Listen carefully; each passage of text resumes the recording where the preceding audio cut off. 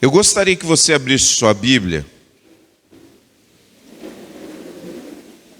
no capítulo 1 de 1 Coríntios, que é no Novo Testamento.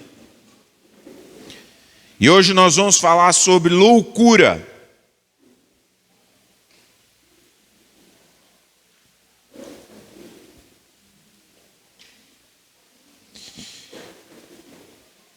Primeira Coríntios 1, verso 18. Novo Testamento. Vamos ler com atenção a loucura de Deus. A loucura de Deus. E nós queremos continuar falando e ministrando a respeito desse tema central dentro da Bíblia, dentro do Novo Testamento, e que governa toda a ação de Deus, que nos ajuda a entender tudo que Deus faz nesse mundo desde o início, que é a cruz de Jesus. Vamos ler então a loucura de Deus, 1 Coríntios 1, 18. Quantos acharam aí? Muito bem. Passo a ler então. A mensagem da cruz é loucura para os que se encaminham para a destruição. Mas para nós que estamos sendo salvos, ela é o poder de Deus. Como dizem as Escrituras, destruirei a sabedoria dos sábios e rejeitarei a inteligência dos inteligentes. Diante disso, onde ficam os sábios, os eruditos e os argumentadores dessa era? Deus fez a sabedoria desse mundo parecer loucura, visto que Deus, em sua sabedoria, providenciou que o mundo não o conhecesse por meio de sabedoria humana. Usou a loucura de nossa pregação para salvar os que creem. Pois os judeus pedem sinais e os gentios buscam sabedoria. Assim, quando pregamos que o Cristo foi crucificado, os judeus se ofendem, os religiosos, e os gentios dizem que é tolice. Mas para os que foram chamados para a salvação, tanto judeus como gentios, Cristo é o poder de Deus e a sabedoria de Deus. Pois a loucura de Deus é mais sábia que a sabedoria humana, e a fraqueza de Deus é mais forte que a força humana. Lembrem-se, irmãos, de que poucos de vocês eram sábios aos olhos do mundo, ou poderosos, ou ricos, quando foram chamados. E eu acho que aqui Paulo estava falando, tenho certeza, Paulo estava falando para os coríntios, mas tenho a plena certeza que essa palavra se aplica totalmente a nós aqui nessa comunidade. Nessa comunidade aqui, não éramos, nenhum de nós, incluindo o pastor, sábio aos olhos do mundo, poderosos ou ricos. Amém? Pelo que eu conheço, não sei se alguém tem alguma fortuna escondida por aí. Pelo contrário, Deus escolheu as coisas que o mundo considera loucura para envergonhar os sábios. Assim como escolheu as coisas fracas para envergonhar os poderosos. Deus escolheu coisas desprezadas pelo mundo, tidas como insignificantes, e as usou para reduzir a nada aquilo que o mundo considera importante. Portanto, ninguém jamais se orgulhe na presença de Deus. Ninguém. Porque eu sempre fui uma pessoa boa. Porque eu sempre tive uma sensibilidade. Olha o que Paulo diz. Por que você é crente? Por que você está aqui? Por que você se rendeu aos pés de Jesus? Foi por iniciativa de Deus que vocês estão em Cristo Jesus. Por que você está aqui, meu irmão? que diz a palavra? Foi iniciativa de Deus. Eu tive que dar uma resposta? Tive. Mas foi Deus que me buscou. Deus buscou a mim e a você. Porque se fosse por mim e por vocês, não teríamos buscado a Deus. Foi Ele que nos buscou. Foi por iniciativa de Deus que vocês estão em Cristo Jesus, que se tornou a sabedoria de Deus em nosso favor. Nos declarou justos diante de Deus, nos santificou e nos libertou do pecado. Portanto, como dizem as Escrituras, quem quiser orgulhar-se, orgulhe-se somente no Senhor. Então, se você quer se balaquear aí, você diga: Deus me amou. É tudo que você pode dizer: Deus me amou. É tudo. Você não pode nem dizer por quê, porque eu sou uma pessoa especial. Não, Deus me amou porque Deus me amou. Porque Ele é o amor. Nós amamos por uma razão uns aos outros. Você ama seu marido, sua esposa, porque Ele te dá alguma coisa em retorno. Mas Deus nos ama porque Ele é amor. Nós não somos amor. Nós exercitamos o amor, nós praticamos o amor, mas Deus é amor. Deus, nós não demos nada para Deus que Ele precisasse. Ele não tem necessidade de nada, mas nos amou por pura graça. Extraordinária essa palavra. Esse é onde nós estamos. E aí nós queremos refletir sobre esse texto todo, porque ele tem muitas coisas a nos dizer que aparentemente, quando nós lemos o texto, nós não conseguimos perceber. Eu quero que você preste atenção. Eu quero falar 3 coisinhas aqui, para começo de conversa, para que a gente entenda esse texto. E depois eu quero que a gente entenda como isso se aplica a nós. A primeira coisa que Paulo diz, que é muito claro aqui, é que a sabedoria humana é incapaz de revelar a Deus. Sabedoria humana é incapaz de revelar a Deus. Tentar procurar a Deus através da sabedoria humana é tentar descobrir o autor de um livro olhando para o livro. Quando você lê um livro, e tem muitos livros ali para você ler na nossa biblioteca, quando você lê um livro, você não encontra o autor no livro. Você encontra seus pensamentos, você encontra suas histórias, você encontra o seu nome ali, mas você não encontra o autor. O autor está fora do livro.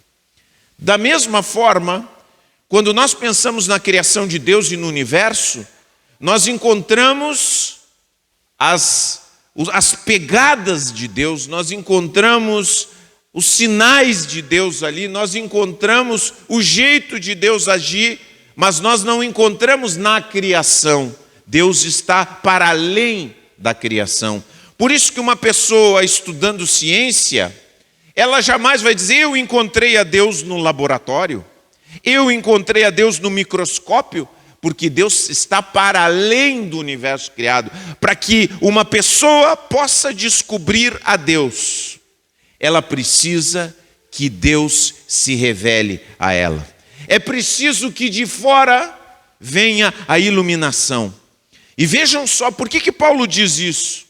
Na época, logo depois que Paulo escreveu isso, e já havia entre os gregos, por isso que a Bíblia diz que é uma loucura, é uma tolice para os gentios que através da cruz as pessoas possam ser salvas. Porque olha só o que disse um grande crítico do cristianismo na época antiga. Ele disse o seguinte: Celso, Deus é bom, belo e feliz.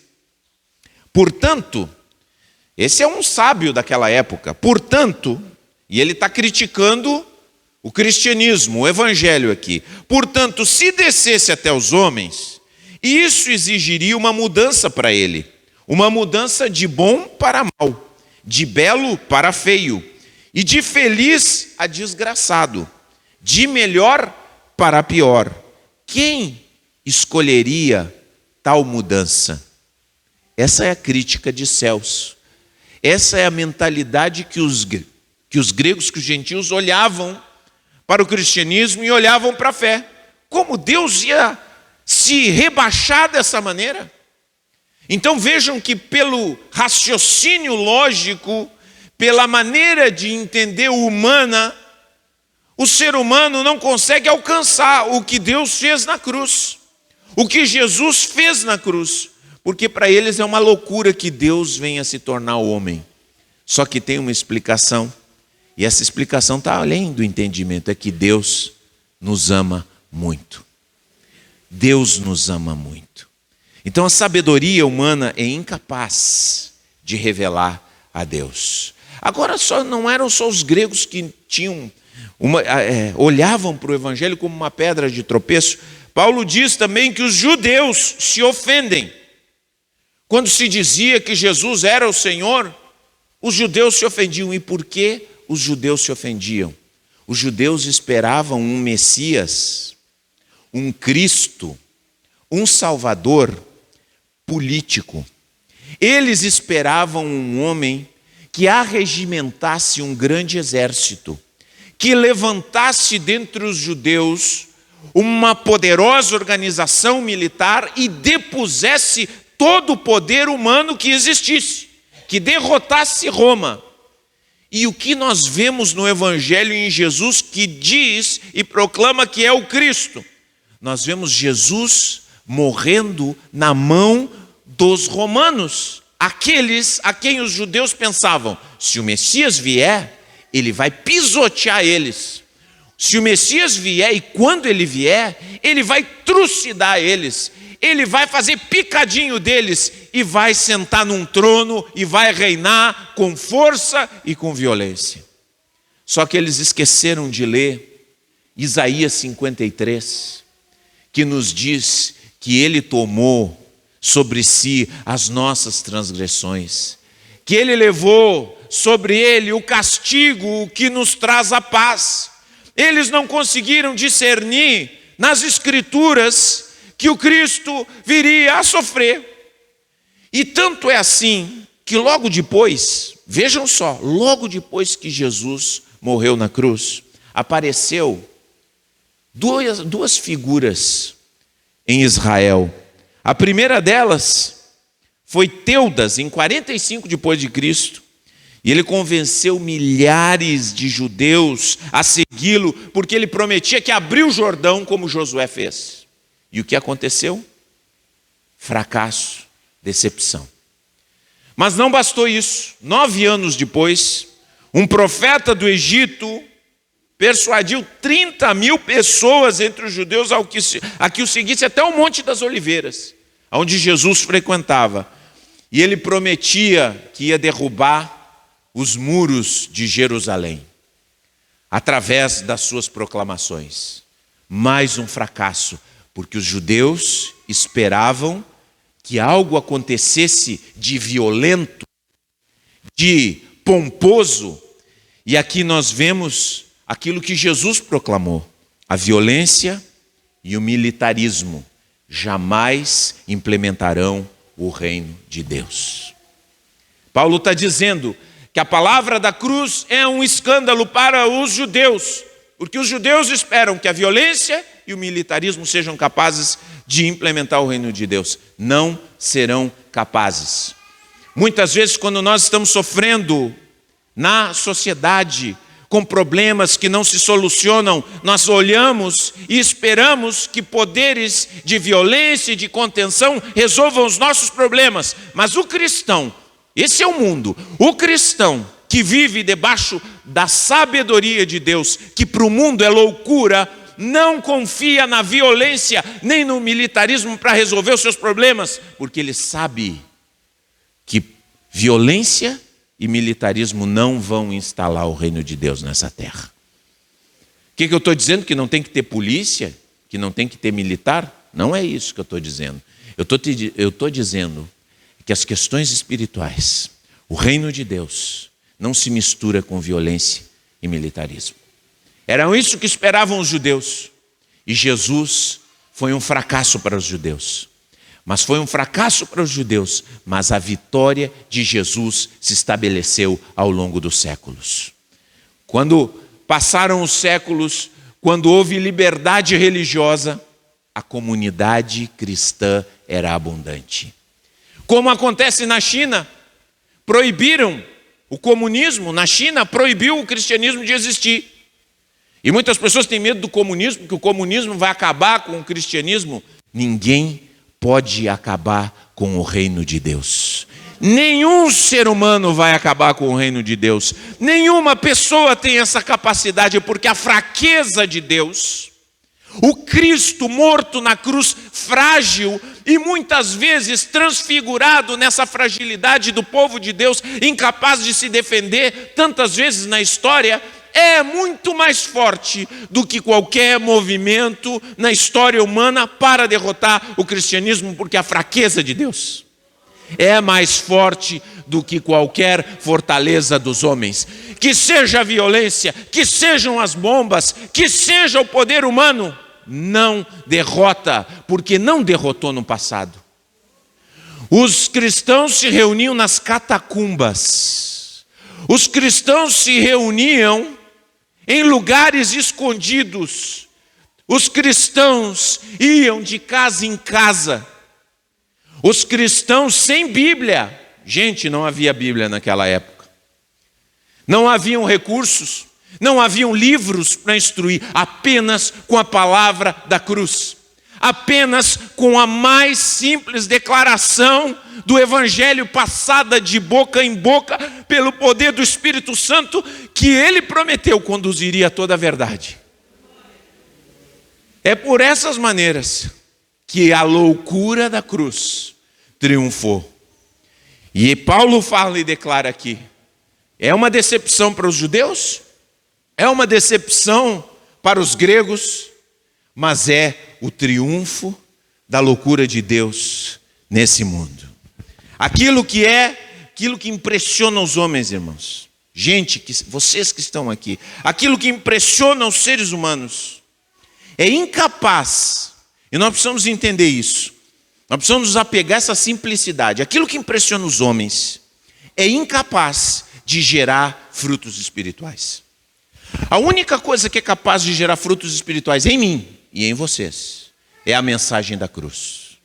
É o entendimento dessa mensagem, é o apego a essa mensagem, é a pregação dessa mensagem, é o olhar nessa mensagem, é o vivenciar essa mensagem na sua própria vida. Não existe outra coisa que possa gerar resultados espirituais. Tudo mais é palha, é engano. Não pensa, presta bem atenção, eu quero que você entenda bem isso. Nós temos que fazer o melhor que nós podemos para Deus. Claro, nós cantamos da melhor maneira que nós podemos para Deus. Nós colocamos uma estrutura dentro da igreja, o melhor que for para nós. Porque nós queremos fazer as coisas da melhor forma, uns para os outros. Mas eu quero dizer que essas coisas, elas não geram resultado espiritual. Construir uma grande catedral, construir um grande monumento, reunir muitas pessoas, nada disso representa resultado espiritual. A única coisa que é capaz de gerar resultados espirituais é a mensagem da cruz. Talvez alguns de vocês dizem assim, como o pastor insiste nisso? Eu insisto nisso porque esse é o cerne do Evangelho, gente. Eu preciso afirmar e reafirmar porque não há salvação em nenhum outro. Não há outro caminho. É essa palavra que sustenta o crente de verdade. Não é uma personalidade. Tem muita gente, eu sei, tem muita gente que está fixada em homens, olhando para determinados pastores ou pessoas que dizem, eu faço milagres.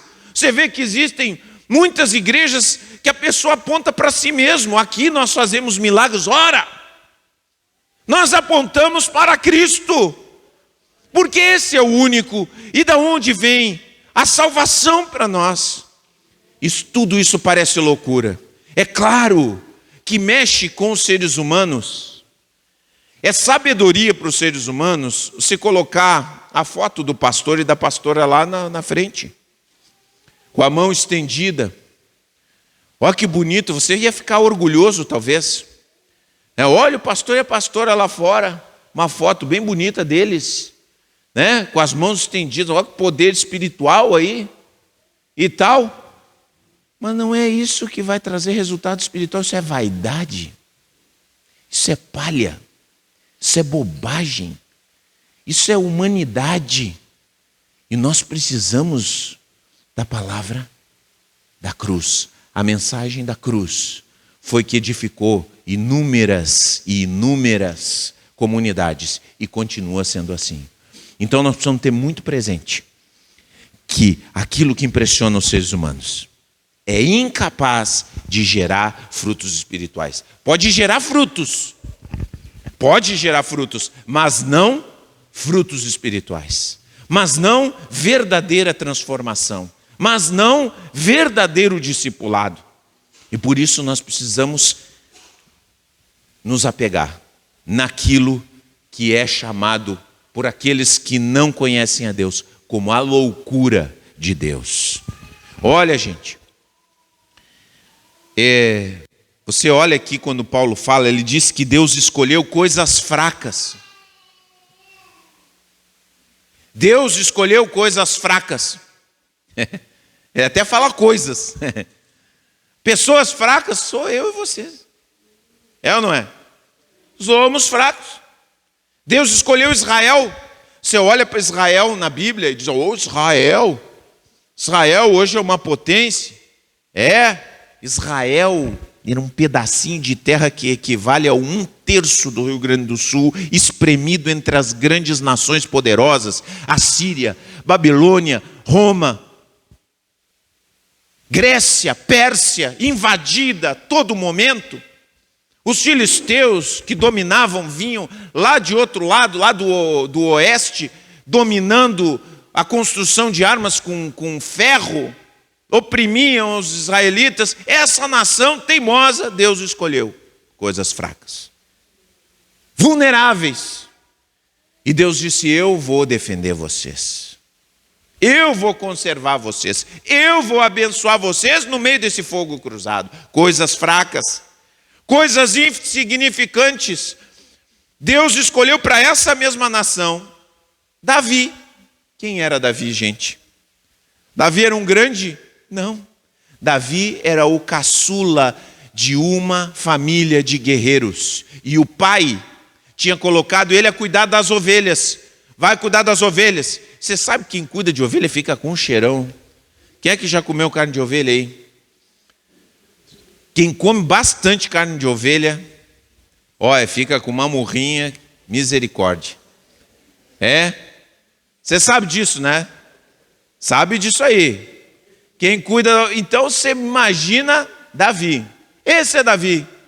Tanto que Samuel chega para ungir o rei. Olha, Deus escolheu daqui dessa família o novo rei que vai reinar sobre Israel. Aí, então, o Jessé vai começar a apresentar, começa a desfilar os filhos, mais bonitão, mais forte. Olha aqui, tem esse aqui. Parece, não é esse aí. E Deus não tinha falado para ele. Traz outro. Desfila, bonitão, fortão, tal. Não é esse aí. Mas tem esse aqui, outro experiente, tal. Não é esse aí. Quem mais? Não tem mais nenhum. Aí Samuel disse, não, mas Deus falou comigo. Não tem mais nenhum? Tem um lá fora. Que cuida das ovelhas. Fraquinho. Perninha fina. Bonitinho. Olhinho bonitinho. Entendeu? Não, traz ele, vamos ver. Quando ele entra, o Espírito Santo fala com Samuel. É esse cara aí. É esse cara. Coisas insignificantes. Porque essa é a palavra da cruz. Deus escolheu coisas insignificantes. Deus escolheu coisas desprezadas pelo mundo. Ora, o povo de Israel vai entrar na terra prometida. E quem é usado para que Israel, como porta de entrada para Israel, naquele lugar, quem é que se torna a antecessora de Davi? Quem? Uma prostituta. Deus escolhe coisas desprezadas pelo mundo. Essa é a palavra da cruz, porque Ele mesmo se fez desprezado pelo mundo, para que no desprezo de Jesus, cada um de nós encontre o seu valor, a sua força, a sua realidade, a sua posição como gente amada do Deus Todo-Poderoso. Porque o Deus Todo-Poderoso se achega a nós. Porque o Deus Todo-Poderoso se humilha. Porque o Deus Todo-Poderoso se vulnerabiliza. Porque o Deus Todo-Poderoso abre seus braços. Porque o Deus Todo-Poderoso sai do lugar mais alto, pleno, bonito, impassível, intocável, e se deixa sentir o sangue. Você fica imaginando, meu irmão, o que significa para alguém que nunca sentiu dor, sentir a dor pela primeira vez, que nunca derramou sangue, que sempre esteve na plenitude do bom e do melhor, como Cristo, que nunca teve contato direto com a maldade dos homens, experimentar a maior maldade dos homens na sua carne, como Cristo Jesus fez.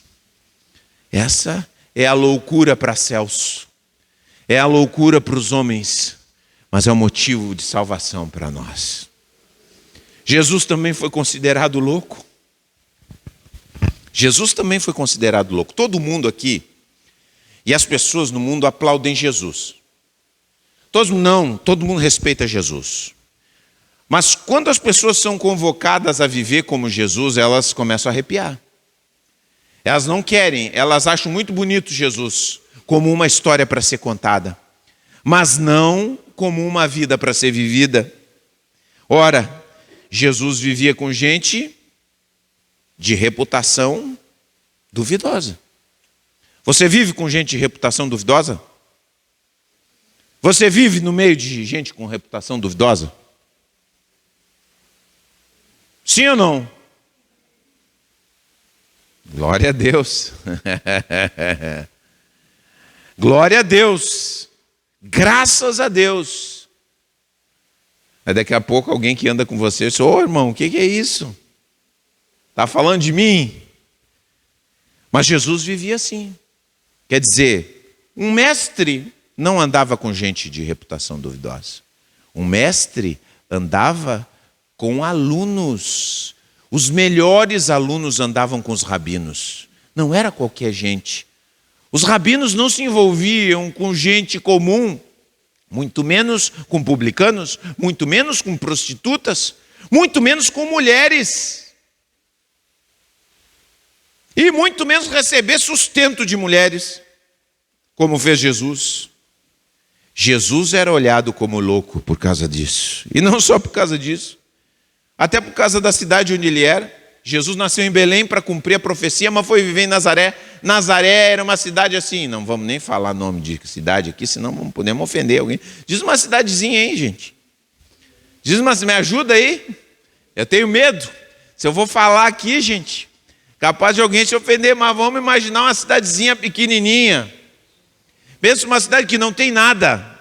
Não tem correio, não tem comércio forte. Você às vezes, né, o pelotense diz: não, eu moro em Pelotas, uma cidade universitária e tal, mas não, pensa numa cidadezinha que não tem nada.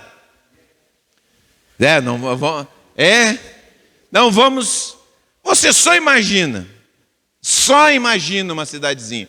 Era assim a cidade onde Jesus vinha, Nazaré.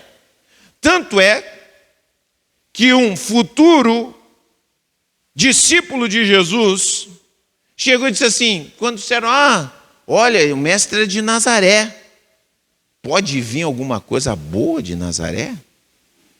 Pode sair alguma coisa boa de Nazaré? Será que sai alguma coisa daí? Não vou acreditar. As pessoas falavam e pensavam, porque a origem de Jesus, para as pessoas também não impressionava, porque é diferente você dizer assim: não, eu estou vindo de Brasília, eu estou vindo do Planalto Central. Dá um impacto, não é? Não, eu vim do Rio de Janeiro. Uau! Eu vim de São Paulo, a principal rua de São Paulo. Morava na Rua Augusta, é isso? Avenida Paulista. Uau!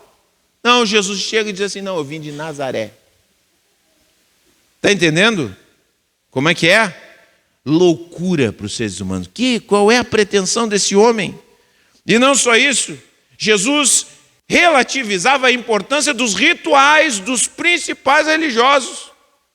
Você imagina, aqueles homens vestiam roupas bonitas, terno e gravata, só para atualizar, né? Terno e gravata, Armani, hein? Para a glória de Deus usavam Armani. Sapatinho, bonito, perfume importado. E Jesus, lavavam as mãos, diz que tinham que lavar as mãos para não entrar a poluição dentro deles. Lavavam as mãos várias vezes e tal. Tem que ter pureza, purificação. E Jesus disse assim, tudo isso é bobagem, porque o mal está no coração. É no coração, não é fora que está o mal, é dentro do coração. É isso que suja a vida das pessoas, é isso que polui, é isso que torna impuro. Os fariseus se escandalizaram, não é possível esse homem é louco, ele despreza o que todos os sábios antes de nós recomendaram para nós. Sim, é isso. E para culminar tudo, Jesus dá um discurso e diz assim, eu sou o pão da vida. Lembra que nós lemos? Você imagina, meu irmão, pensa bem, você imagina, você, um ser humano, no meio de outros seres humanos, você dizer assim, eu sou o pão da vida. Quem se alimenta de mim, jamais terá fome de novo. O que os homens que estavam seguindo a Jesus disseram? Essa mensagem é dura. Foi isso que eles disseram. Essa mensagem é pesada.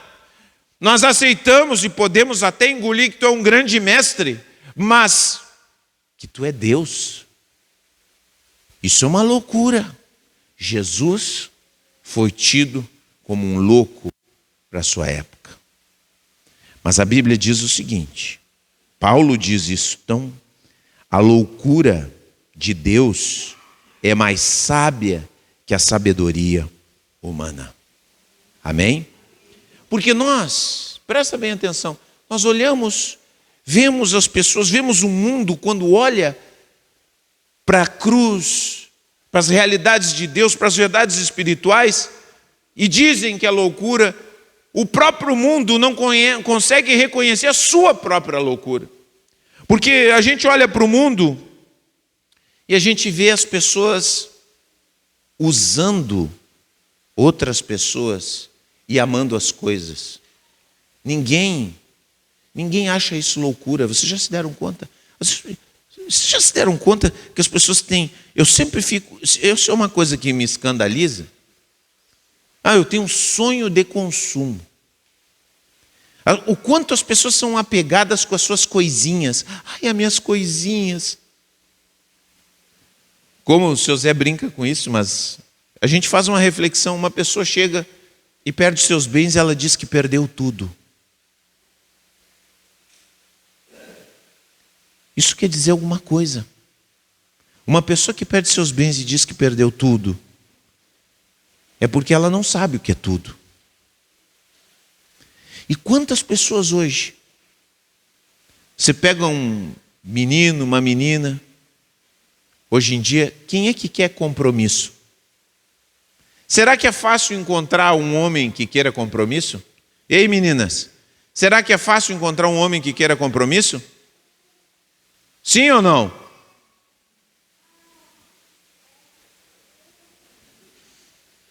Sim ou não?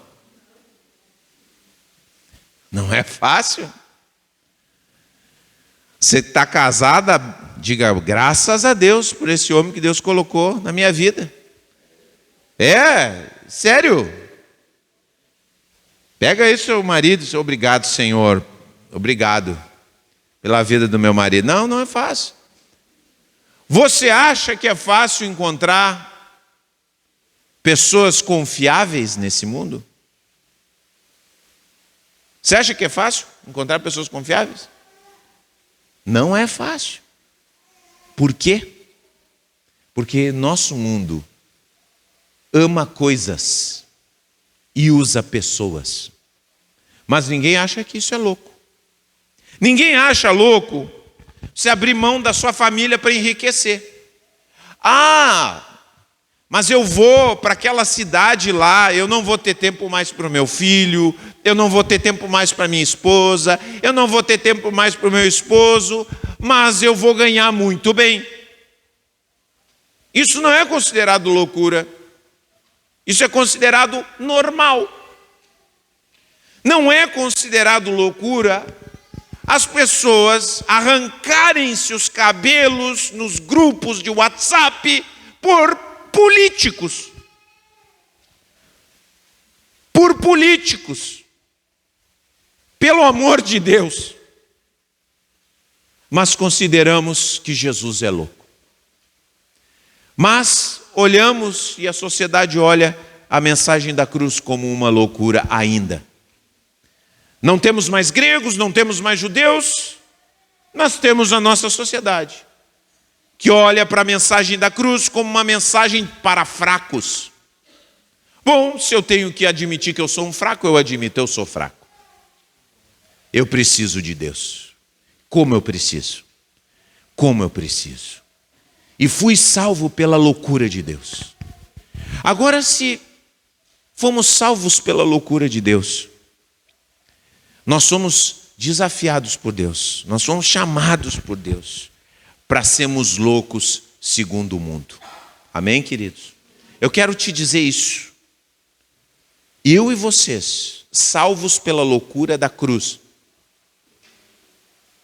eu e você, salvos por aquilo que Cristo fez na cruz, somos convocados para sermos loucos segundo o mundo. Você está disposto a isso? Amém? Queridos, se tem uma coisa que nós temos nesse mundo é medo do ridículo. É ou não é? Se já aconteceu você andar na rua e você tropeçar e quase cair? Quanto já aconteceu isso aí? A coisa mais engraçada, você está lá no centro, mulher bota aquele salto agulha, né? Lá em cima. O homem também, todo balaqueiro, bota aquele perfume, aquela roupa e tal, beleza e tal. Daqui a pouco você do nada tropeça e vai cambalhando e cai no chão. Já aconteceu com você, né? A primeira coisa que você faz quando você cai, não é ver se você se machucou, você olha para todo lado. É ou não é? Pode estar se arrebentando todo, mas se você... ninguém viu, graças a Deus, aí nem dói mais nada. Ninguém viu. A primeira coisa que o cara se gloria, ninguém viu. Ninguém está olhando. Agora, se você vê alguém dando risada, aí você vem humilhado para casa. Você vem desfeito com a sua autoestima. Passa uma semana para você se recuperar. O ser humano tem um medo do ridículo tremendo. E sabe que o diabo usa isso na nossa vida? Usa isso na nossa vida de tal forma que muitas vezes a obra de Deus em nós não é completa, porque nós não somos capazes de dar um passo adiante a partir do assombro, a partir do entusiasmo, a partir de uma visão tão clara daquilo que Deus fez em Cristo Jesus, atravessando todos os abismos para chegar até nós e respondermos a isso com uma alegria transbordante. Maravilhosa graça. Como podemos cantar as coisas que cantamos com a indiferença que cantamos? Eu sempre me pergunto. Como podemos cantar as coisas que cantamos com a indiferença que cantamos? A gente tem noção do que estamos cantando? Se o infinito amou, tudo isso que acontece, a gente não tem noção, gente. Por isso que é preciso expor a loucura da cruz constantemente diante dos nossos olhos, para que também sejamos capazes de responder a essa loucura, também sendo loucos segundo o mundo. Em muitos sentidos. Loucos no amor. Podemos ser loucos no amor, amando as pessoas. Eu lembro da história de Henry Nouwen, um grande escritor, professor de Harvard, de Yale, duas das grandes Ivy Leagues dos Estados Unidos, tipo de universidade que todo professor universitário sonharia em ser professor.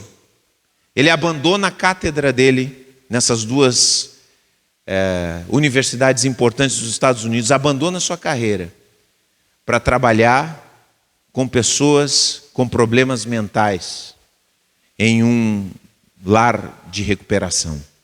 Ele passa o resto da sua vida cuidando de pessoas com problemas mentais. As pessoas diziam para ele que aquilo era uma loucura. E quando elas começavam a falar isso, ele dizia: pode parar. Não fala mais. Eu encontrei o sentido da minha verdadeira vocação e a grande alegria da minha vida fazendo esse trabalho. Algo que eu nunca experimentei na minha vida, dando aulas em Harvard e em Yale. Henry Nouwen, um homem louco segundo o mundo, mas que encontrou a bênção de Deus, obedecendo a Deus, vivendo o amor de Deus conforme Deus o chamou. Loucos na esperança. E aqui eu me lembrava, quando eu meditava nessa palavra, da Abel. Abel, durante muito tempo na pandemia, e muitos de nós encaramos esses desafios, ela nos trazia os relatos do que acontecia com um menino chamado Andrei. Gente, o Andrei está com um problema. Gente, o Andrei está acontecendo tal coisa. Gente, o problema está se agravando. Eles não encontram por que ele está assim. Já fizeram de tudo. Ele foi, voltou, saiu do hospital, teve que voltar de novo. E, gente, quanto foi esse período, Bel, que eu não me lembro? Foi uns quantos meses. Mas Abel, louca na esperança. Porque chegou o momento, eu vou confessar o meu pecado aqui, fazer Santa Ceia. Chegou o momento que eu digo assim: pá, não vai dar. Mas Abel estava pegada naquela esperança, crendo, orando, procurando saber, insistindo, lutando, até que aquele menino saiu do hospital e está bem. Até hoje, graças a Deus. Isso é loucura para o mundo, gente. E às vezes para o crente também, às vezes até para o pastor. Mas Deus nos chama para isso.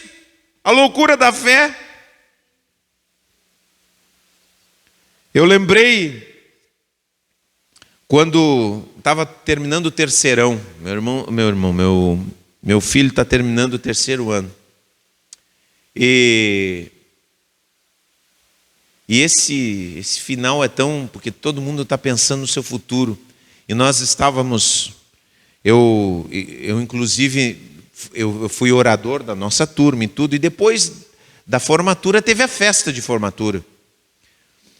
E aí algumas pessoas no meio da festa, fui na festa e tal, estava com os amigos. E no meio da festa o pessoal chegou e disse, todo mundo falando: eu vou fazer direito, eu vou fazer arquitetura, eu vou para Pelotas, eu vou para Porto Alegre, eu vou fazer um curso técnico e tal. Todo mundo falando do futuro. Aí eu chego e digo: Fabiano, o que você vai fazer? O que tu vai fazer? Eu digo: vou fazer seminário. Seminário o quê? Tu vai ser padre? Digo: não vou ser padre, vou ser pastor. Pastor? E uma das meninas que não me conheciam, que estava junto, que era amiga também, ela não escondeu a surpresa, disse assim: que desperdício de vida, ela disse. Eu não acho desperdício. Para mim é o que eu quero da minha vida. Mas é a fé no chamado que Deus te deu. Então, gente, qual foi a última coisa louca que você fez para obedecer a Deus? Quantas vezes a tua vida está bitolada? O quanto da tua vida está limitada, impotente, frustrada, porque você não é capaz de se entregar loucamente para Deus. Porque você não é capaz de crer ousadamente nas promessas que Deus faz. Porque você não é capaz de obedecer contundentemente aquilo que Deus te diz para fazer. Porque você considera na sua mente, é loucura.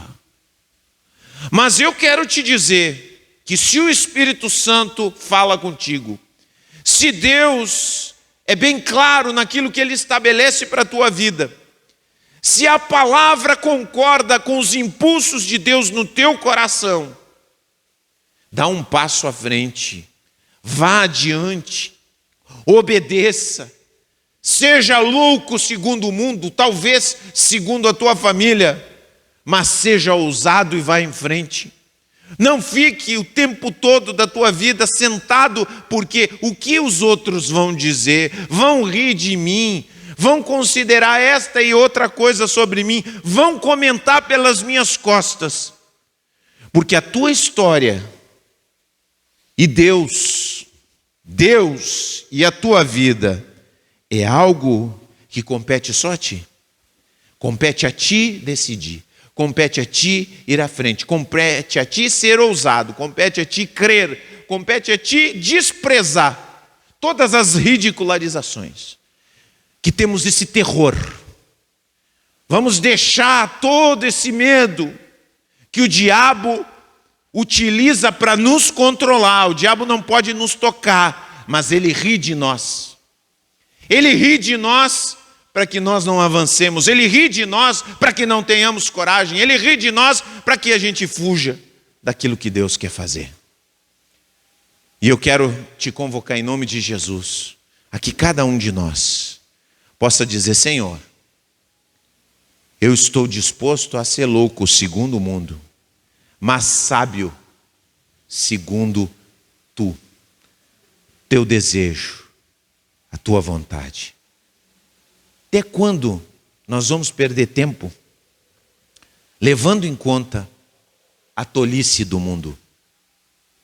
Até quando nós vamos perder de experimentar a loucura de Deus? A loucura de Deus é mais sábia que a sabedoria dos homens. E a fraqueza de Deus é mais forte que a força dos homens. Amém? Você crê nisso? A cruz é isso. Andar pela cruz é isso. Porque olha a fraqueza de Jesus. Aonde está a fraqueza de Jesus? Ele conquistou nossos corações. Sem espadas, sem armas, sem exércitos. Aqui está Jesus. Ele venceu. Ele venceu um menino rebelde chamado Fabiano. Ele venceu aquilo que os pais não podiam fazer, minha mãe, meu pai, meu irmão, a escola, os amigos não conseguiam me domar, mas Jesus me domou. E há tantos outros, há tantas outras pessoas que vieram, que morreram em Cristo Jesus, através dos séculos, que fizeram os maiores sacrifícios, mas encontraram nele a alegria e a ressurreição. A palavra da cruz é loucura, mas para nós que estamos sendo salvos, ela é libertação, é sabedoria de Deus. Amém? Creiamos, irmãos, e sejamos ousados para a glória de Deus. Vamos ficar de pé.